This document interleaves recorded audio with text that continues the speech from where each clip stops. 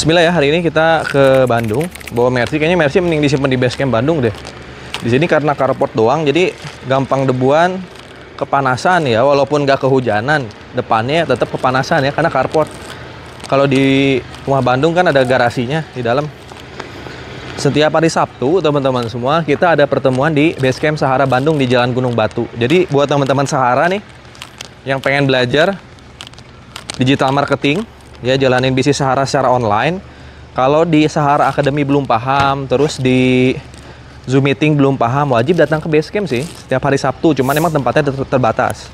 Dan insya Allah nanti minggu depan lah, atau 2 minggu lagi deh ya.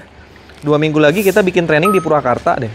Ya di Cafe Pinus, insya Allah ya. Nanti saya obrolin dulu sama para mentor.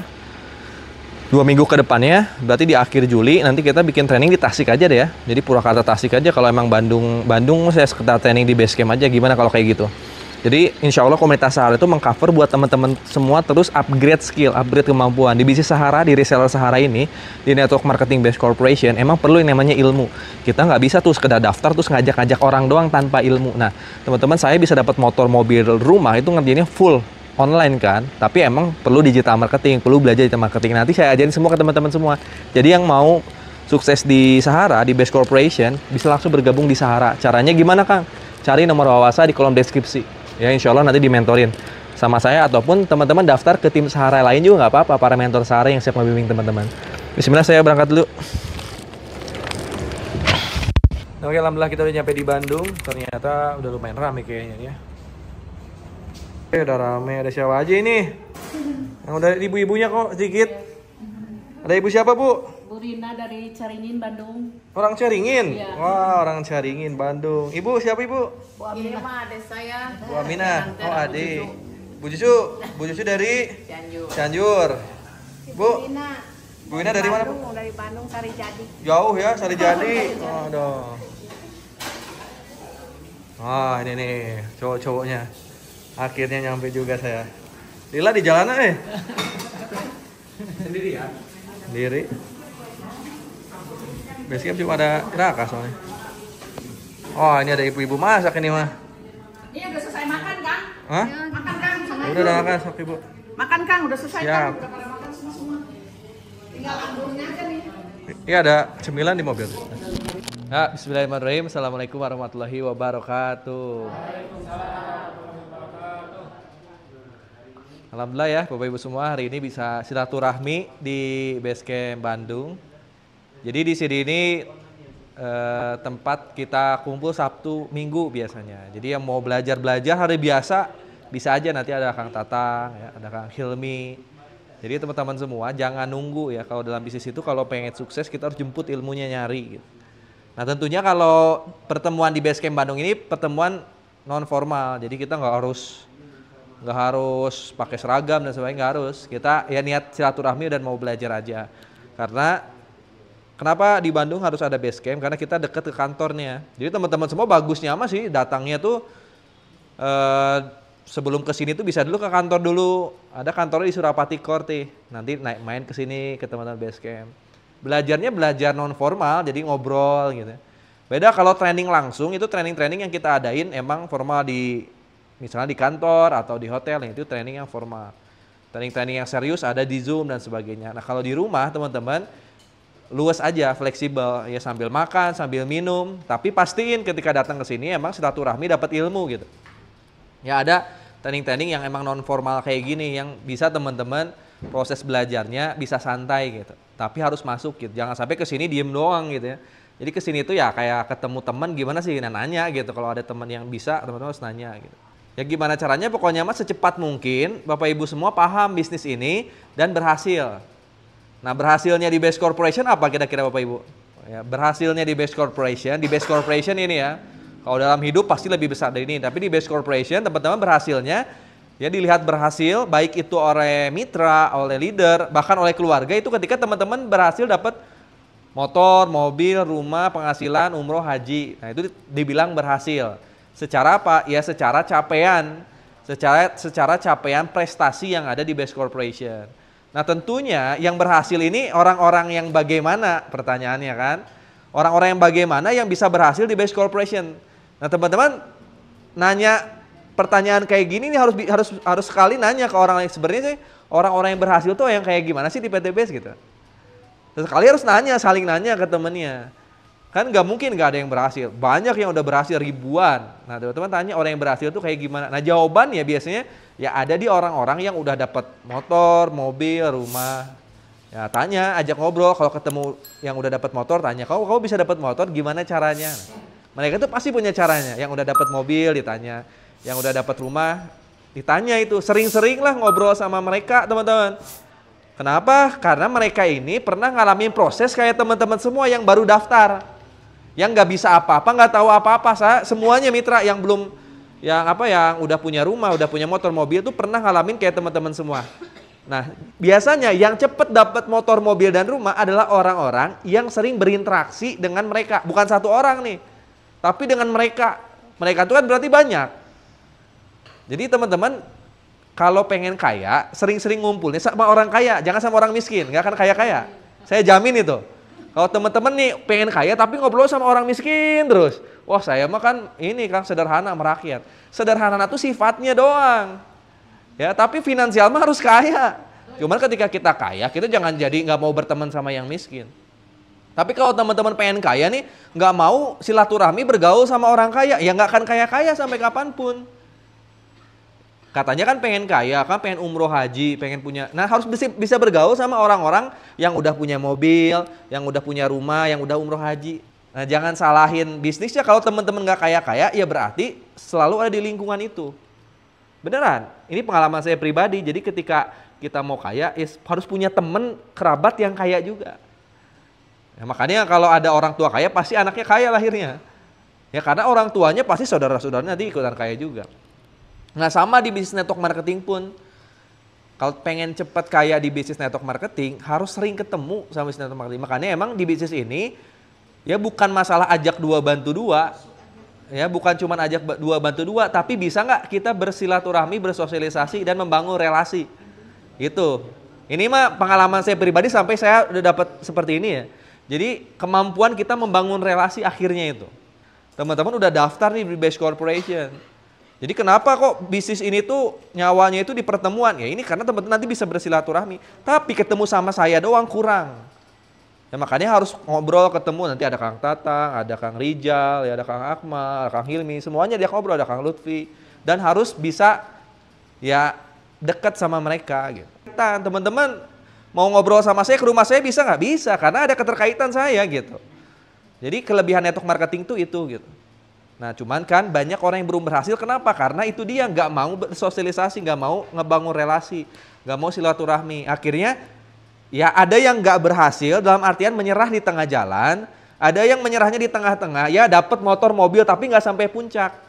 Yang saya pastiin yang sampai puncak itu dikenal banyak orang, yang sampai puncak nih itu kenal pasti, kenal owner, kenal manajemen, nanti kenal luxury yang lain dikenal. Nah berarti itu udah tahapan teman-teman mau membuka diri ke orang-orang yang udah berhasil. Nah ini harus dibongkar dulu nih. Jadi buang rasa malunya. Ada nggak orang kaya yang pemalu ketemu orang malu diem di rumah? Ada nggak? Belum pernah saya ketemu loh. Orang kaya yang pemalu diem aja di rumah. Ya jarang ada orang pemalu kaya tuh.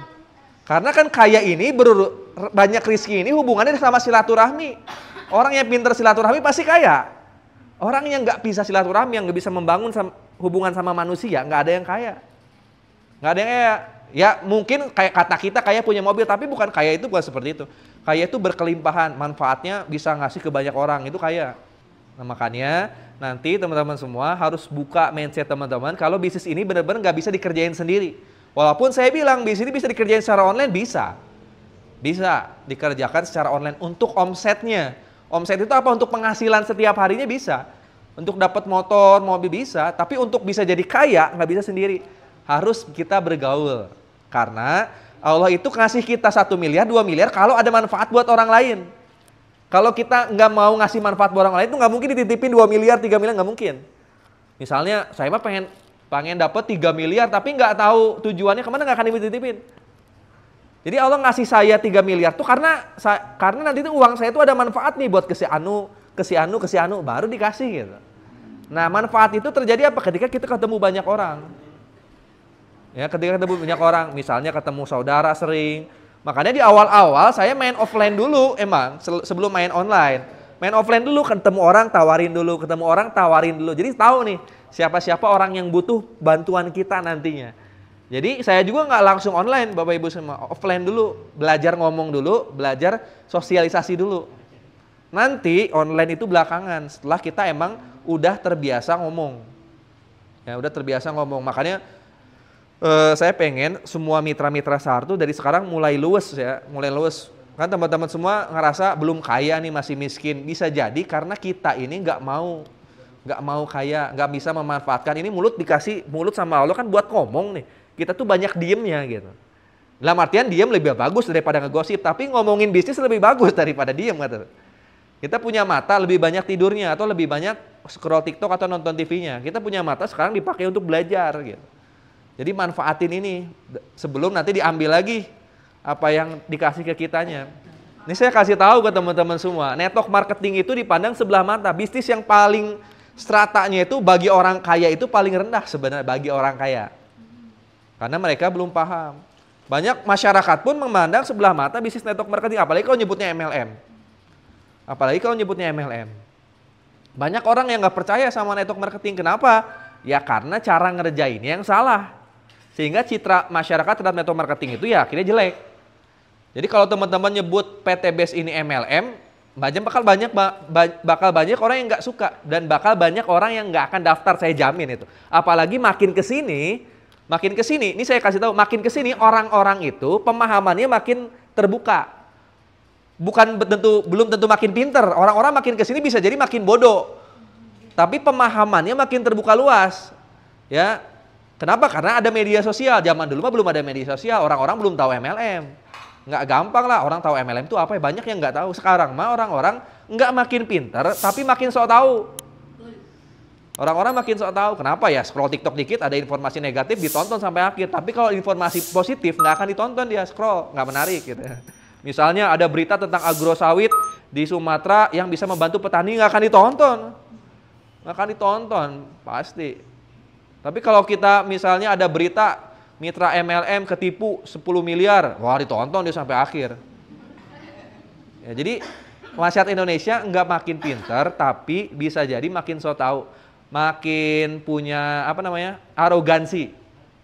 Bahwa kita ini arogan tuh gimana? Ngerasa diri kita paling pintar, orang lain salah gitu. Ya, jadi gampang nyalahin orang lain supaya kita dianggap pintar, paham nggak? Sebenarnya kita bodoh nih. Saya ketemu Tatang. Wah, Tatang mah kayak gitu. Itu mah cuma main MLM doang.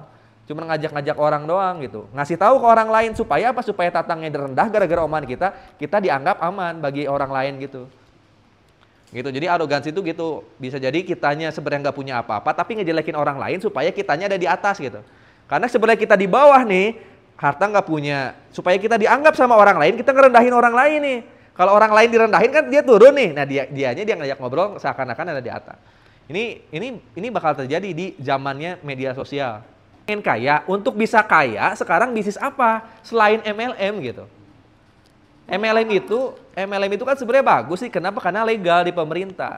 Nah, karena citranya buruk, kalaupun kita nggak daftar MLM, nggak susah mau bisnis apa coba dengan umur segini? Apa ada nggak bisnis yang bisa membuat bapak dan ibu kaya punya mobil, punya rumah, bisa berangkat haji? Coba ada yang bisa nyebutin nggak? Sebenarnya bisnis MLM ini pasarnya itu siapa? Teman-teman kan? Nah, teman-teman ini orang kaya bukan? Bukan. Anak muda bukan? Bukan. Apalagi. Berarti kalau sekarang simpulkan di tahun ini, maka pasar orang MLM itu, pasar kita ini nanti adalah orang-orang bawah. Orang-orang menengah ke bawah yang umurnya udah nggak muda lagi. Makanya emang kalau teman-teman mau masuk ke kalangan orang kaya, kalau jual MLM nggak akan bisa. Di antara 1000 mungkin 1 orang yang daftar PT Base karena tahu PT Base ini MLM itu orang kaya. 1 orang dari 1000. Ya, karena citra MLM sekarang sudah kayak gini. Makanya Sahara ini harus dibawa next levelnya network marketing. Jadi di Sahara ini bukan sekedar ngajak-ngajak orang. Tapi gimana caranya teman-teman semua ini punya kemampuan dalam berbisnis. punya kemampuan dalam berkomunikasi, bersilaturahmi, dan membangun bisnis apapun. Walaupun basic bisnisnya base corporation. Karena base corporation sendiri kalau kita bedah ada sistem FO dan RO. Nggak melulu tentang MLM, tapi bisa juga afiliatornya, afiliasinya. Nah itulah base corporation. Cuman banyak orang yang pengen jalan pintas. Akhirnya karena rumusnya jalan pintasnya cuman ajak dua bantu dua, ya sistemnya ngajak-ngajak orang doang. Tanpa dia tahu manfaat produk, tanpa dia tahu sistem repeat order, tanpa dia tahu tentang virtual office, tanpa dia tahu tentang website promosi gitu. Ya kenapa ya? Karena pasarnya orang-orang yang udah tuwir nih, diajarin nggak mau gitu. Mau belajar ini susah karena udah terlalu lama nggak diajak belajar. Makanya ya jalan pintasnya aja, ketemu orang aja, nggak mau berarti saya gagal gitu. Ya banyak kan menyimpulkan kayak gitu, padahal network marketing ini luas. Kalau kita bedah nih PTBS itu luas bisnisnya. Kalau kita mau main pertanian, jatuhnya apa? Distributor pupuk, bukan MLM. Distributor pupuk jatuhnya. Kalau kita mau main herbal, jadi herbalis. Jadi distributor produk-produk herbal. Kalau kita mau mainnya kayak saya nih, main online ya, saya jadi konten kreator. Saya nggak pernah ngajak orang lain daftar ke saya. Sukarela, saya konten kreator, bukan orang MLM. Nah Sahara ini citranya harus ke arah sana. Cuman saya nggak bisa bangun sendiri ini tuh. Teman-teman yang harus bantu saya ngebangun citra dari komunitas Sahara. Ku percaya mimpi ini kan jadi nyata bersama komunitas Sahara. Kan ku raih masa depanku. Apa kabar? Merdeka. Apa kabar? Merdeka. Base Corporation Syariah. Go berkah, no riba, go baitullah. Sahara, fokus, totalitas, lampaui batas. Wih.